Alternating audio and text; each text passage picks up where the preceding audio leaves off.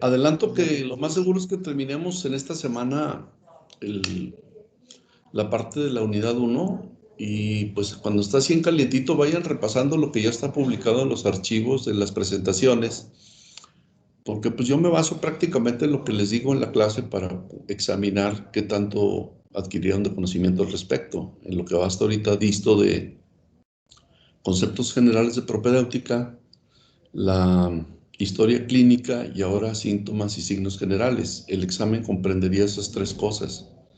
Yo nunca pongo exámenes sumamente complejos. Los exámenes son así, pues, sencillos, pero con la seguridad de que lo que se les pregunta es lo que está este, previamente discutido en la hora de la clase.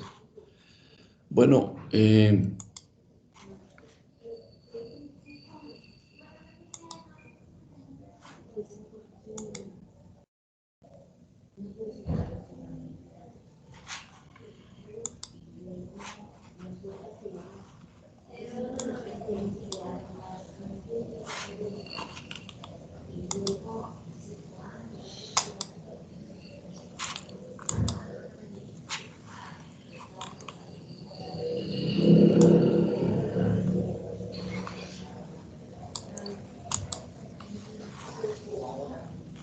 el día de ayer nos quedamos en esta parte y íbamos a empezar a ver los conceptos de astenia, dinamia y anorexia.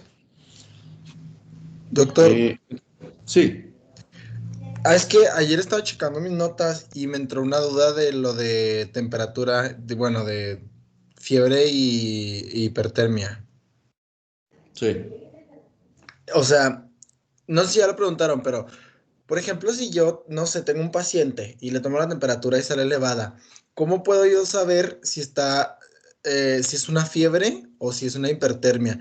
Le pregunto porque, por ejemplo, nos mencionó que la fiebre, o sea, como que no hay que tratarla hasta tener como un diagnóstico, una idea diagnóstica, ¿no? Y la hipertermia nos mencionó que hay que tratarla, como tratando de enfriar al paciente, ¿no? Entonces, no sé si de verdad importa como saber si es hipertermia o fiebre o no Bueno, sé, a ver, como que me confundí. indudablemente que está puesto en las diapositivas. O sea, la fiebre generalmente es una manifestación signológica, medible, que nunca rebasa los 40 o 41 grados de temperatura.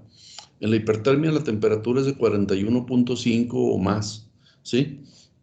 Generalmente un paciente con fiebre no alcanza más de 40 grados de temperatura, ¿sí? Un paciente con hipertermia de entrada tiene una temperatura superior. En el caso de la fiebre se considera una respuesta adaptativa natural, que yo les cuestioné ahí, dejé una diapositiva como duda. ¿Es bueno que haya fiebre? ¿No debe combatirse la fiebre?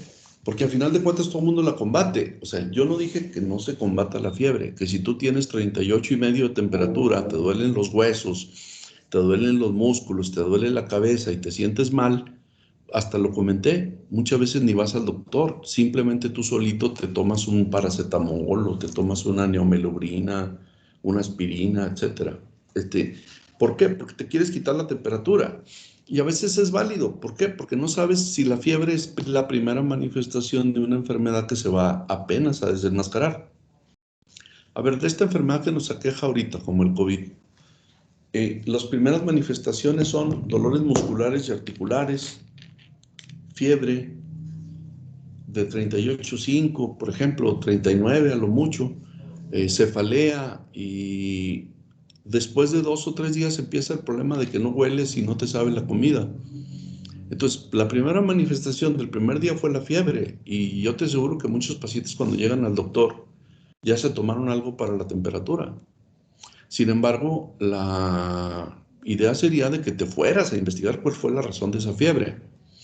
Ahora, yo lo que sí les quise sembrar como concepto es que la fiebre no es un sinónimo general de infección, porque también vimos que había otras causas de fiebre que no son infecciones, como enfermedades de la colágena, como cáncer, ¿sí? Y que a veces el término de fiebre, eh, sin que encontremos un foco infeccioso evidente, acaba siendo causado por eso. A ver, ¿hasta ahí sí se entendió? Sí.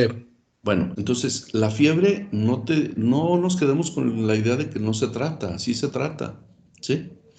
Este, a final de cuentas todo el mundo cuando ya llega contigo ya se tomó algo para control de la temperatura. La hipertermia de entrada es diferente. O sea, es como si tú te llevan un paciente al servicio de emergencia porque resulta que tú trabajas en la frontera norte y estás en el área de Tecate, Tijuana, este, bueno, no en Tijuana, que es más fresco, pero en Tecate, en Nogales, Arizona, en Nogales, Sonora, etcétera, y te llevan a una persona que rescataron del desierto porque pretendió meterse en forma ilegal a los Estados Unidos. Y no tiene otro antecedente más que eso, que te lo trajeron del desierto y que llega sin sudar y que llega con una temperatura de 41.5 y ese es un golpe de calor y corresponde a una hipertermia. ¿Sí? Ujú. O bien resulta que tu paciente llegó como si nada para someterse a una cirugía y cuando estaba dentro del quirófano de repente empieza con una temperatura de 41 grados centígrados y el paciente empieza hasta con tiriteo, escalofríos y convulsiones. ¿Sí? Y resulta que Sí. llegó sin fiebre y sin ningún indicio de enfermedad infecciosa, pero le empezaron a poner el anestésico y se presentó todo eso. Porque esas cosas ya casi no se ven debido a que el tipo de anestésico que ocasionaba generalmente esa reacción ya no se usa.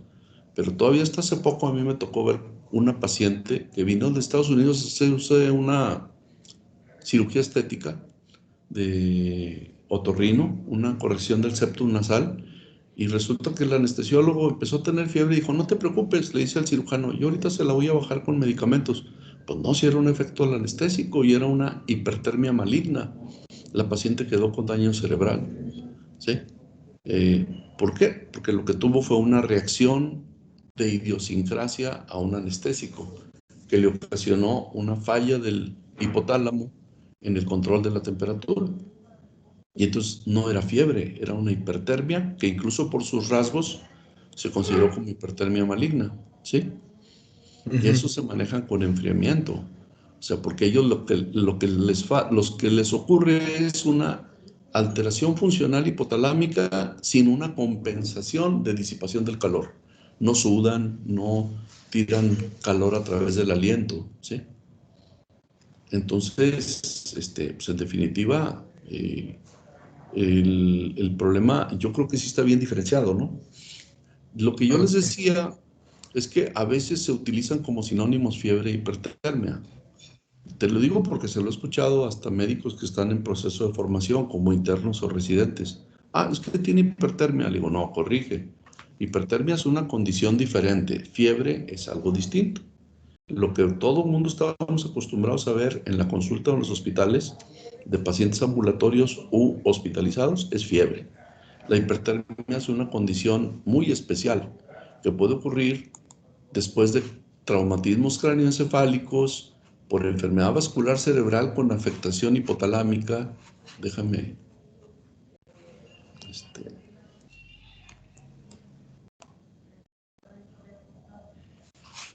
por ejemplo, aquí está, un traumatismo cráneoencefálico que tenga una sacudida cerebral y un daño hipotalámico va a perder el control de la temperatura, pero por un daño estructural del sistema nervioso.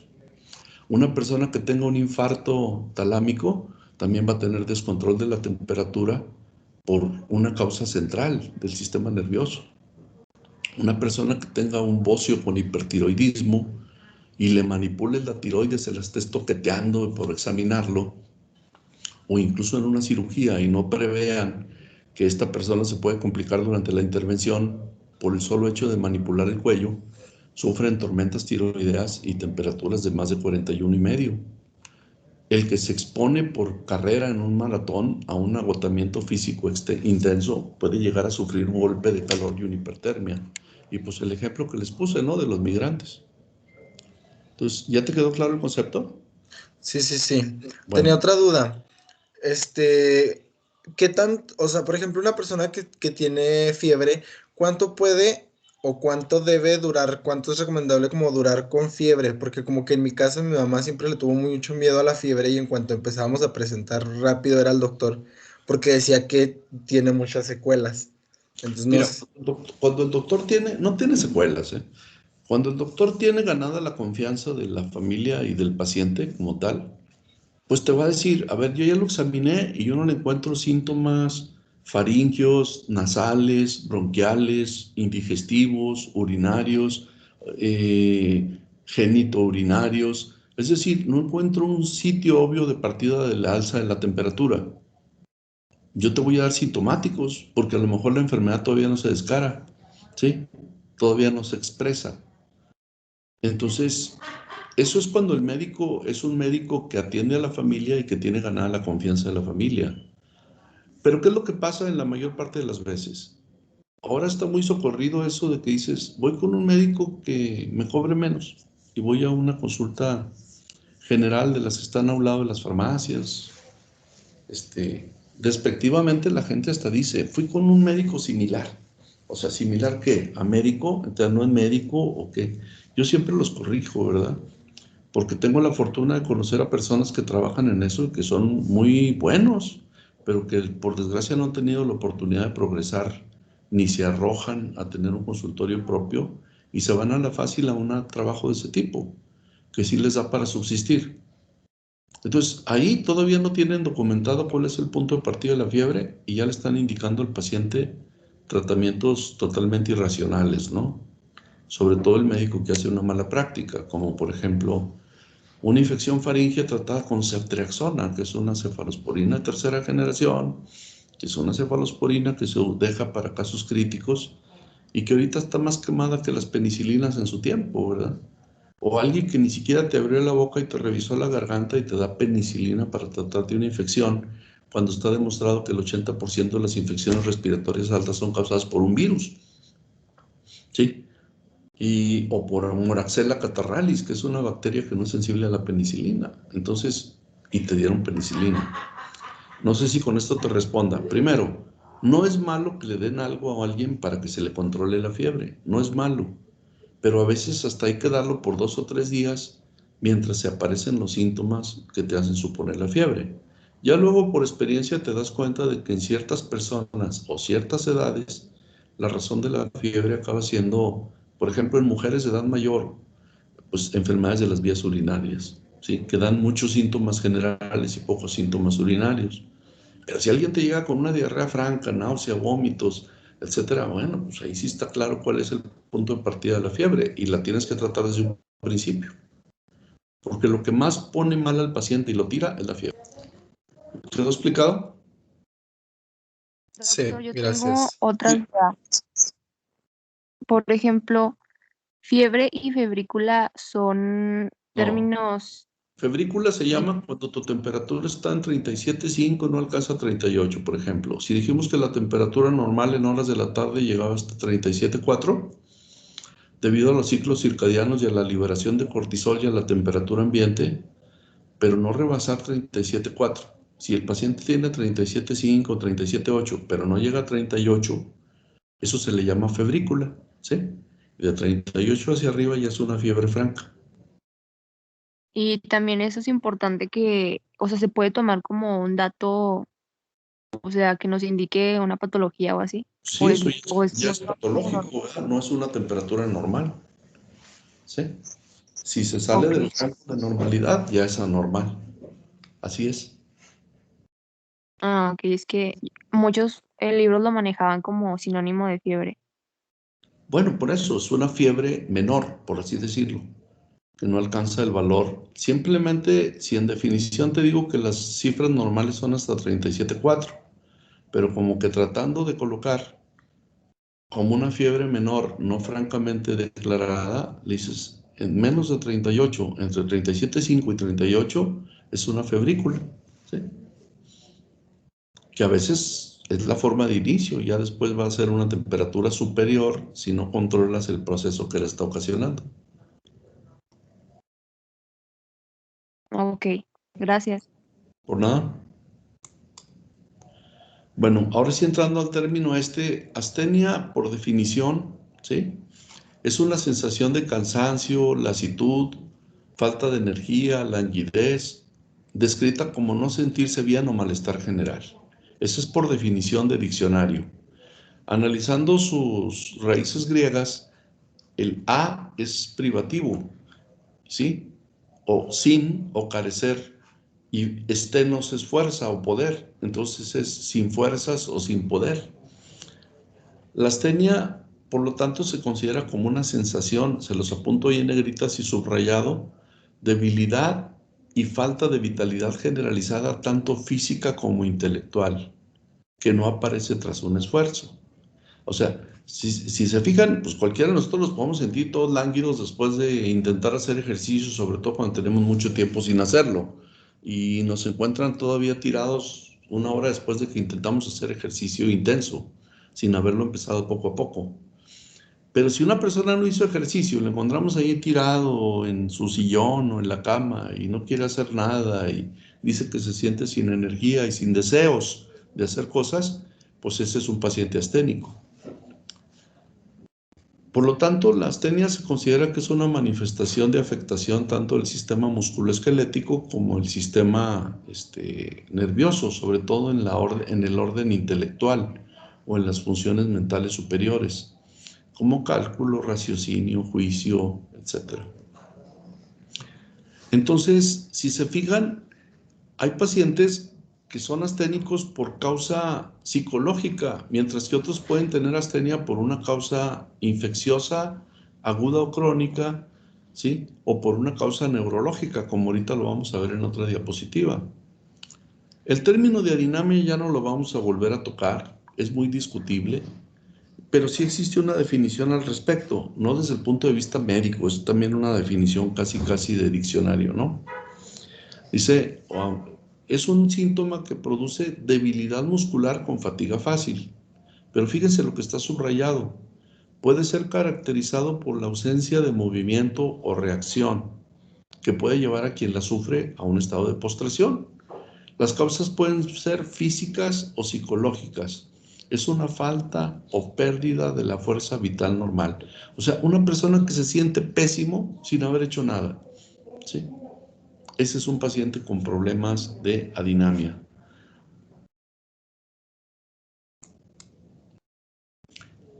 Regresando al término que es más común de astenia, puede ser la expresión de alteraciones emocionales, como por ejemplo el estrés laboral o familiar, la ansiedad o la depresión.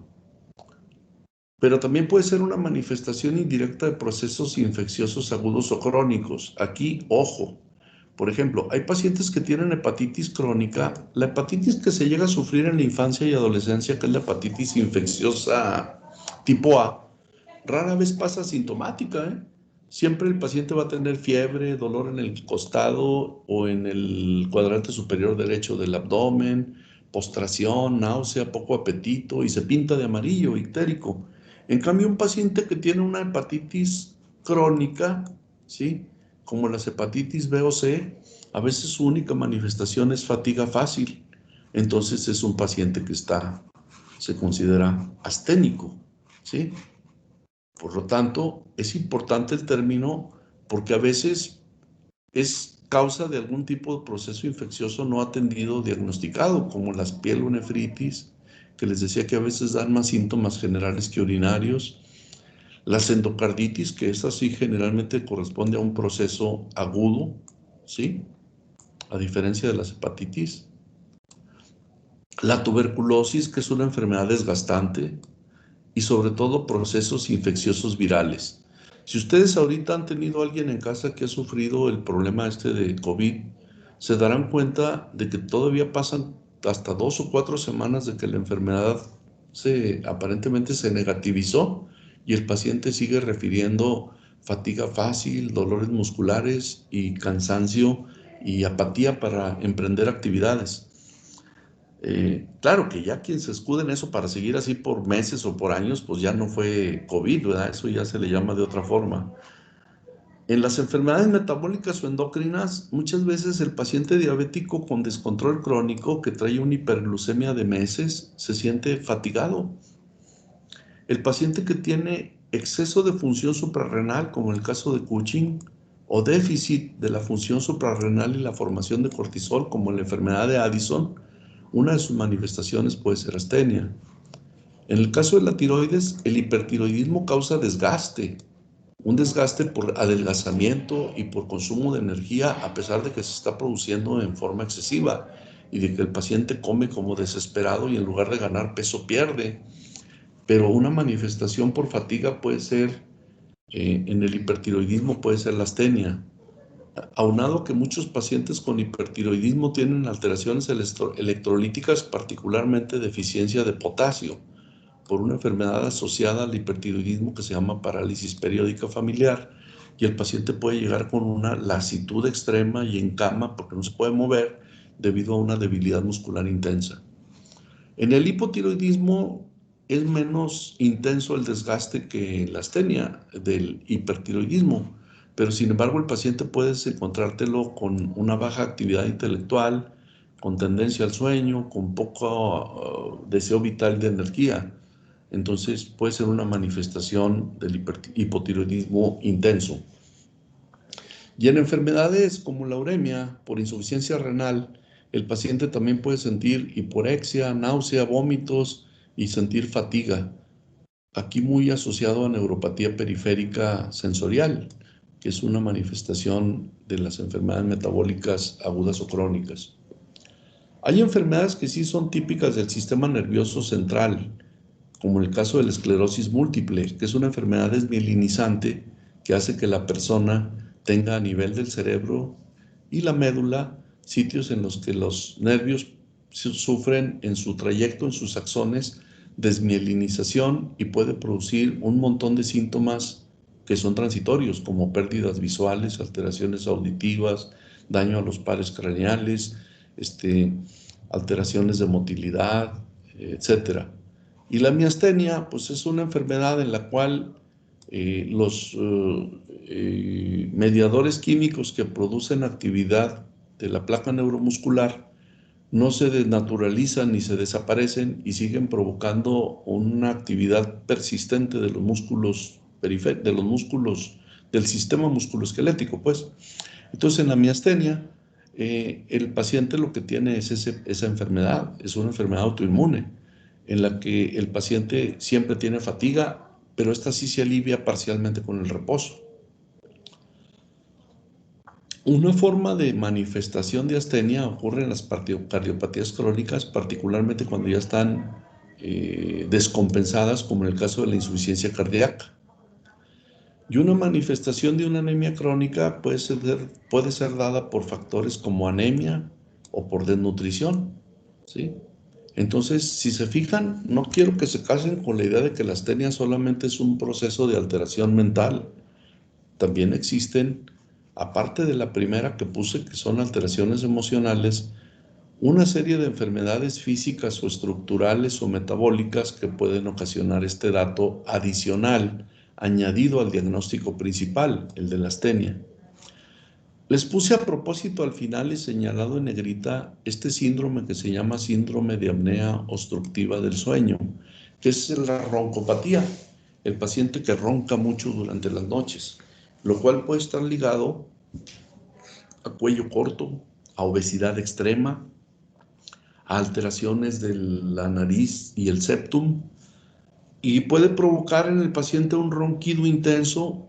Y lo característico de un paciente que tiene apnea obstructiva del sueño, cuando nunca te lo declara el paciente, cuando llega y te dice que quiero saber por qué me siento tan cansado, estás obligado a hacer todas estas pruebas que detecten que no tiene una hepatitis crónica, sobre todo si la enfermedad es añeja, y si existen síntomas que sugieran alguna enfermedad endocrina, pues pedir una química sanguínea, pruebas de función hepática, electrolitos séricos, etc.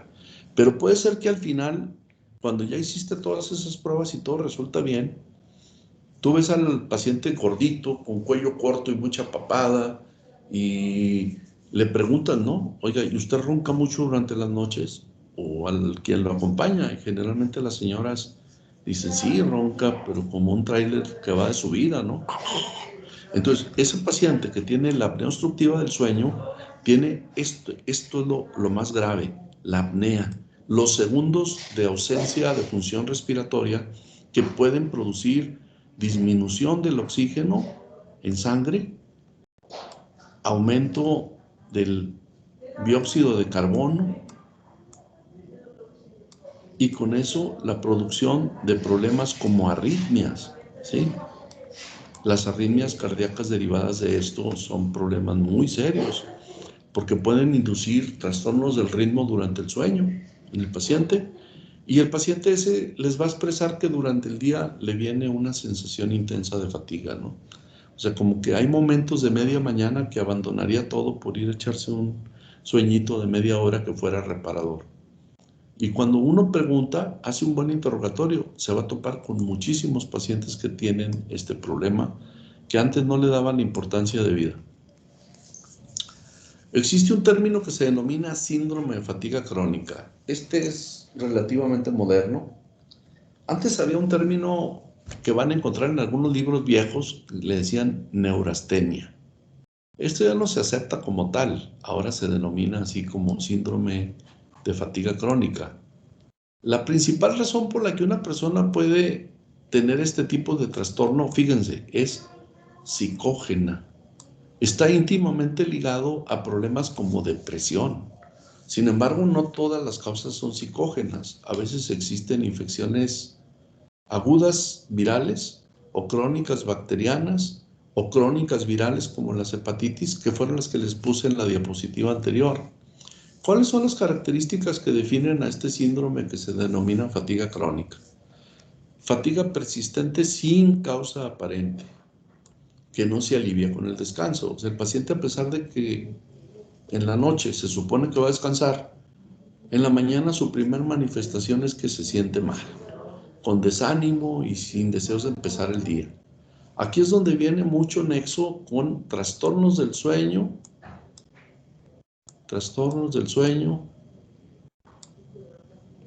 ¿sí?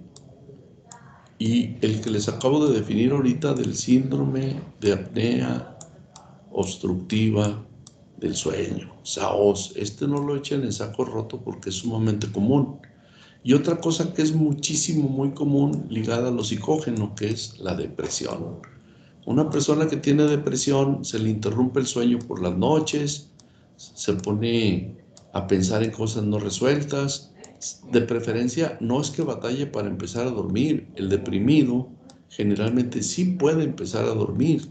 Su problema mayor es que se le interrumpe frecuentemente el sueño por las noches y que no descansa, ¿sí? Entonces, fíjense, esto es importantísimo para poder diagnosticar un síndrome de fatiga crónica. Sin embargo, se ha visto que sí existen alguna serie de cambios físicos en un paciente con fatiga crónica que no tienen que ver solamente con alteraciones de orden psicógeno, como por ejemplo dolor faríngeo, que está íntimamente ligado al ronquido nocturno, disminución de la memoria reciente y disminución de la capacidad de concentración, hablo de aspectos mentales, dolores musculares, sensación de fatiga al empezar el día, dolores crónicos de cabeza, de intensidad baja y que no requieren de analgésicos y a veces se toleran, insatisfacción con el sueño, es el paciente típico que al despertar te dice que no descansó, que se siente mal, ¿sí?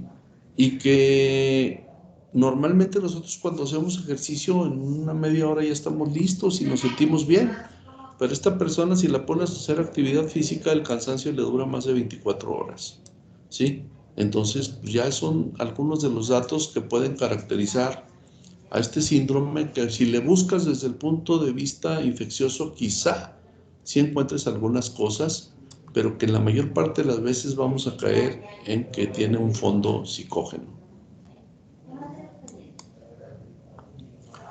Bueno, el término anorexia lo separé para poder hablar de algunos aspectos como modificaciones del apetito.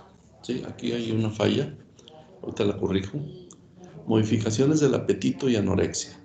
El apetito es el deseo de alimentarse que surge al agotarse las reservas nutritivas. Por ejemplo, todos cuando comemos, comemos generalmente más de lo que necesitamos y tenemos órganos que se encargan de acumular la glucosa en forma de moléculas, macromoléculas como el glucógeno. Ejemplo, el músculo y el hígado. Ahí guardamos reservas después de que nos alimentamos en exceso. Cuando no lo utilizamos para la función de órganos que en su momento están activos, como músculo, cerebro, etc. Entonces, el paciente sentirá apetito cuando surja el deseo de alimentarse después de agotar sus reservas nutritivas.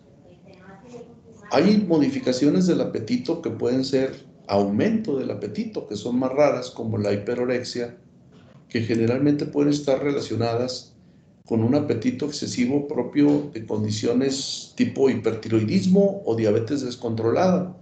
Cuando un paciente está diabético al principio y no sabe que lo es o se niega a reconocer que lo es, el paciente puede tener más hambre de la normal, pero también resulta que a pesar de que come más de lo debido, empieza a perder peso. Ya eso es sospechoso de enfermedades como diabetes, ¿sí? O la otra de desorden metabólico endocrino, más bien, es el hipertiroidismo, ¿sí?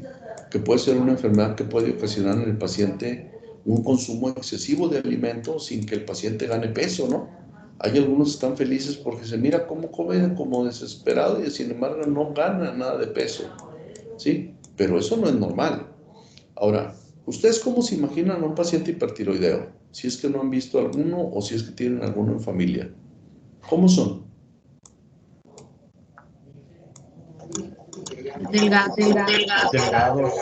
El que es hipertiroideo está con temblor continuo, con sensación de ansiedad o inquietud, con trastornos del sueño, come como desesperado, come cada ratito y sin embargo no gana peso. Hay pacientes que no saben que tienen hipertiroidismo. Ahora, no todos los hipertiroidismos se manifiestan con bocio, que es el crecimiento glandular en la parte baja del cuello, en donde el cuello se une al tórax. El hipertiroidismo que se manifiesta con bocio se llama bocio tóxico difuso y el paciente va a tener el cuellote amplio, grande.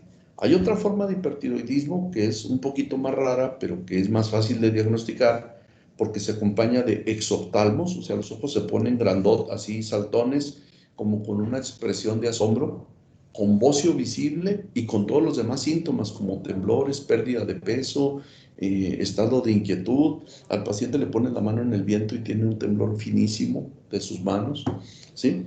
Y lógicamente que ese es un cuadro de hipertiroidismo. En cambio, el paciente diabético es el que cada rato bebe agua, erróneamente, en lugar de beber agua, a veces toma refresco y aumentan más los niveles de azúcar, se la pase orina y orina de día y de noche, pero en volúmenes importantes, no polaquiuria, sino poliuria, ¿sí? Y el paciente va a tener pérdida de peso y fatiga fácil. Eso es por enfermedad metabólica. El otro extremo de la hiperorexia es la hiporexia, inapetencia o apetito disminuido. Aquí, pues las causas pueden ser múltiples. De preferencia, lo que más impacta en esto son las causas de tipo psicógeno, ¿no? Pero hay algunas enfermedades que, ojo, cuando brincan de hiporexia a anorexia, que es una forma más severa, no es una baja del apetito o una disminución, es una ausencia del apetito, aquí puede ser indicativo de enfermedades neoplásicas, ¿eh? ¿Por qué? Porque hay factores proinflamatorios como la interleucina, como el factor de necrosis tumoral, que son los responsables de la pérdida del apetito en los pacientes neoplásicos. Y por último, existe un término que se denomina pica. La pica es una alteración o perversión del apetito que se produce en ciertos estados, como por ejemplo en las anemias ferropénicas. Hay pacientes a las que les da por comer tierra o hielo, ¿sí? Eso se llama pica.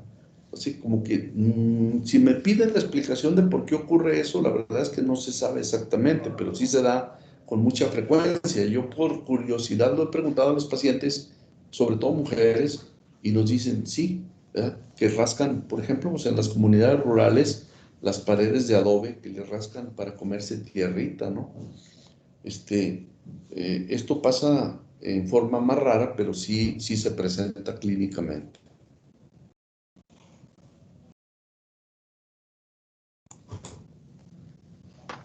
¿Cuál es el fundamento? Doctor, Sí. me quedó una duda sobre el síndrome de fatiga crónica. En cuestión del dolor, ¿a la exploración física se encuentran manifestaciones o simplemente son mentales, acá psicógenas?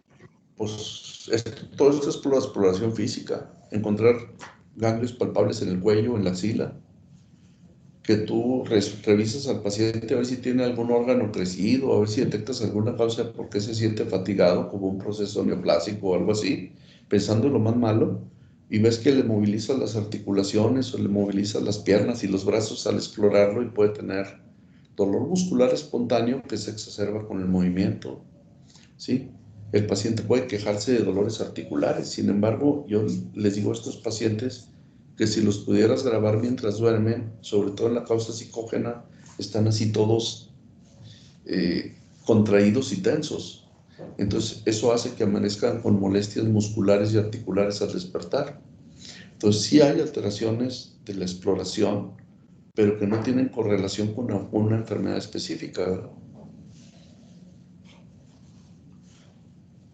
Porque, por ejemplo, si el paciente tuviera un problema articular, pero está sin signos de inflamación, entonces, pues no es propiamente una enfermedad de artritis. Y sin embargo, cuando ves la personalidad del paciente, su tendencia depresiva, que te dice que tiene trastornos del sueño, como esto, trastornos del sueño, o que se cansa más de lo habitual con enfermedades comunes, perdón, con actividades comunes, pues bueno, ves la personalidad y vas a englobarlo dentro de este término. Que quede claro que cuando tú ya englobas al paciente en un diagnóstico de fatiga crónica, es un diagnóstico de exclusión, ¿eh? Quiere decir que ya investigaste que no tenga hepatitis crónica, que no tenga tuberculosis, que no tenga anemia crónica, etc. Todas las pruebas que tú le haces a un paciente que se vuelve muy demandante y que quiere que le expliques por qué se siente así, cuando ya acabaste toda la serie de batería de pruebas esenciales y un examen físico completo, pues acabas en que la mayor parte de las veces la causa es de orden mental o psicógeno, ¿sí? Pero aquí las pistas te la da la actitud del paciente, el desgano, la apatía, la poca atención. Es que ya cuando lo investigas desde el punto de vista psicógeno, al ver descubierto que no tiene ninguna alteración funcional, endocrina, metabólica o ningún daño estructural aparente en un examen físico, pues te vas por el lado psicógeno, lo investigas y el paciente acaba aceptando que tiene problemas para dormir, que se levanta con sensación de desgano desde que despierta, y acaba reconociendo cuáles son sus problemas de índole laboral, familiar o de las dos cosas. ¿Te respondí? Sí, doctor, gracias. Bueno, el apetito y su fundamento fisiopatológico. Hay sustancias que se han estudiado en el organismo humano que se sabe que pueden tener una acción de aumento del apetito. Por ejemplo, aquí están mencionadas todas las que se ha visto que intervienen en el incremento del apetito, ¿no? Opioides, neuropéptido Y, el péptido YY, hormona liberadora hipotalámica de la hormona del crecimiento, noradrenalina, el gamma aminobutírico, el ácido gamma aminobutírico y las orexinas A y B. Toda esta serie de sustancias que se han ido detectando en los tiempos modernos corresponden básicamente a sustancias que se fueron detectando poco a poco en el estudio de la obesidad. Ahorita vamos a llegar a ese término. El paciente con obesidad, antes daban una definición que todavía sigue vigente, pero que no nos convence. El paciente con obesidad, dicen, es un desbalance entre lo que se come y lo que se gasta, ¿sí? Entre lo que come y lo que gasta. Pues es una definición muy simplista. Uno se pone en una mesa a ver a con gente que estamos, bueno, cuando se podía uno reunir, ¿no? Y tú ves a flacos que casi se comen hasta la mesa y el mantel y no engordan. Y en cambio hay personas que apenas sí pellizcan los alimentos y son gorditos, ¿no?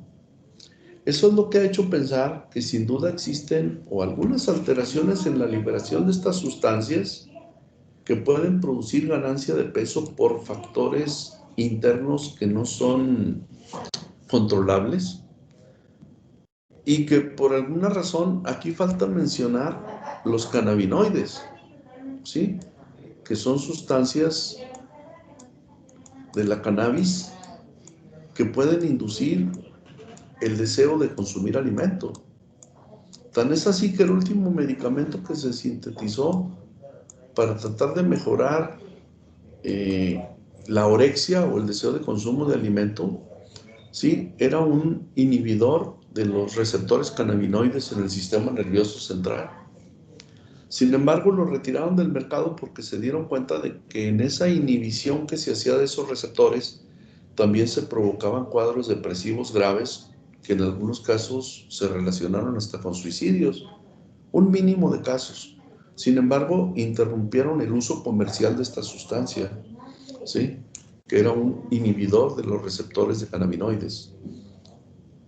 En cambio, hay sustancias que disminuyen el apetito, como por ejemplo hormona hipotalámica liberadora de corticotropina y tirotropina, la colecistoquinina, la bombecina, la neurotensina, la somatostatina y la serotonina. Muchos de los medicamentos que se utilizan actualmente para tratar la depresión son inhibidores de la recaptura de serotonina, y con eso se supone que sigue la serotonina vigente y circulante y la depresión se mejora, pero no se incrementa el apetito. En cambio, a veces, por ejemplo, con inhibidores de la recaptura de serotonina podemos provocar que el paciente sienta más hambre, ¿sí?, y que pueda ganar un poquitito de peso durante el uso de sustancias antidepresivas. Entonces, para que vean cómo indirectamente con el uso de algunas sustancias se han dado cuenta de que hay influencia de unos mediadores químicos en el cerebro que tienen que ver con el incremento o la disminución del apetito.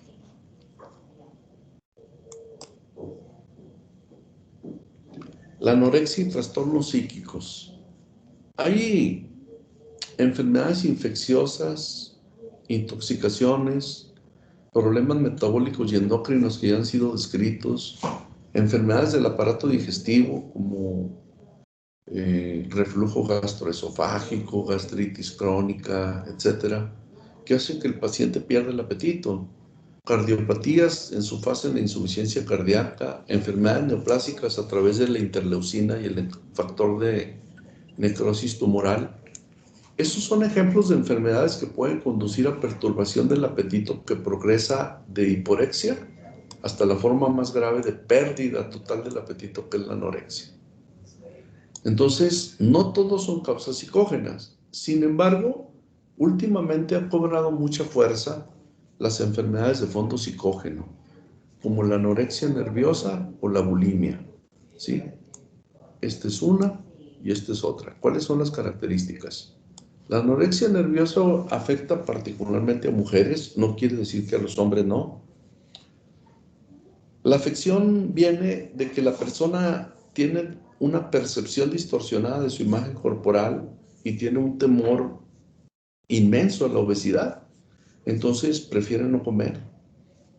Y lamentablemente eso lo afecta en su condición física general, porque al no comer, pues empieza a comerse sus reservas de pocas horas de duración, como las reservas que mencionaba de glucógeno hepático y muscular, que no van más allá de 24 a 48 horas. Luego se va sobre su segunda barrera de energía, su segunda reserva de energía, que es el tejido adiposo. Y cuando se aventó al tejido adiposo y se enflacan, entonces sigue con sus músculos. Y pues son unas personas que tienen un aspecto espantoso, ¿verdad? Y sin embargo, es más su deseo de permanecer así, aunque su aspecto físico externo no sea muy agradable, que estar obesos, ¿sí? A veces han visto obesidad en sus familias con consecuencias esqueléticas, con consecuencias de enfermedad metabólica asociada como la diabetes, dislipidemia, más riesgo de enfermedades cardíacas y cerebrovasculares, con alteraciones circulatorias venosas de las extremidades, es decir, un terrible miedo a la enfermedad derivada de la obesidad, y eso hace que adopten condiciones extremas de rechazo al alimento. En la bulimia no es así. Hay aspectos históricos semejantes a la bulimia, como por ejemplo En las civilizaciones de los romanos, que después de los griegos eran civilizaciones que tenían mucha influencia en las actuales, en las civilizaciones occidentales actuales, había sitios para vomitar, que se llamaban bacanales, ¿no? O sea, el paciente, en este caso el romano, comía hasta hartarse y luego para seguir comiendo iba y se inducía el vómito en algunos sitios. Socialmente era una situación aceptable en esa época. Actualmente se ve como más frecuente que la anorexia nerviosa la bulimia. Y la bulimia, su trasfondo es que quiere seguir comiendo pero no quiere engordar. Entonces, ¿qué es lo que se produce? Un estado de hiperfagia compulsiva. Compulsivo es un trastorno repetitivo, voluntario, en la que uno, a pesar de que sabe que se está haciendo un daño, lo sigue repitiendo, ¿sí? Entonces, una persona que come compulsivamente ya come aunque no tenga apetito, pero para seguir comiendo va y se provoca vómitos. ¿Cómo descubres a una persona con bulimia? Pues generalmente van a tener desgaste del esmalte de los dientes, sobre todo los dientes anteriores, los incisivos superiores e inferiores. Van a tener pérdida del esmalte por el contacto con los ácidos al inducirse el vómito y pueden tener problemas de faringitis química por el paso del ácido a través de la faringe. Entonces, pues son personas que para tratar de mantenerse con un aspecto normal o delgado, se producen el vómito en forma voluntaria. Pues ya son perturbaciones graves del apetito que lamentablemente tienen mucha vigencia, ¿sí? Todavía hasta la fecha, pues es un problema no controlado que necesita atención psiquiátrica. Bueno, nos queda nada más verlo de peso corporal y cefalea. El día de hoy es que vamos a detener la clase. Sí, por favor vayan repasando lo que se ha puesto hasta ahorita aquí, con la finalidad de que sobre eso les ponga preguntas de examen, ¿no? Nada más. A lo sumo serían unas 40 preguntas y sería a finales de la semana entrante, ¿sí? Ya casi terminamos esta unidad. Pero ahorita que están calientito y que son cosas que se acaban de ver, pues de una vez. Y vamos subiendo calificaciones al sistema para que vayan viendo su trayectoria académica. ¿Alguna pregunta o duda antes de que desconectemos la... No, De mi parte, no, doctor. Bueno, entonces, pues mañana, disculpen, mañana no nos vamos a ver. Mañana tengo que estar en Saltillo a las 10 de la mañana a recoger una papelería oficial de los muchachos que están ahorita ya egresados, que ya terminaron servicio social, pero que tenían detenido un trámite de titulación por falta de unos papeles como la carta de pasante y el certificado final de carrera. Entonces, mañana tengo que ir a Saltillo, mi cita es a las 10 de la mañana. Entonces, nos conectamos hasta el jueves, por favor, ¿sí? Sí, doctor. Ándale pues. Gracias. Hasta luego. Gracias. Hasta el jueves. Gracias, buen día. Gracias.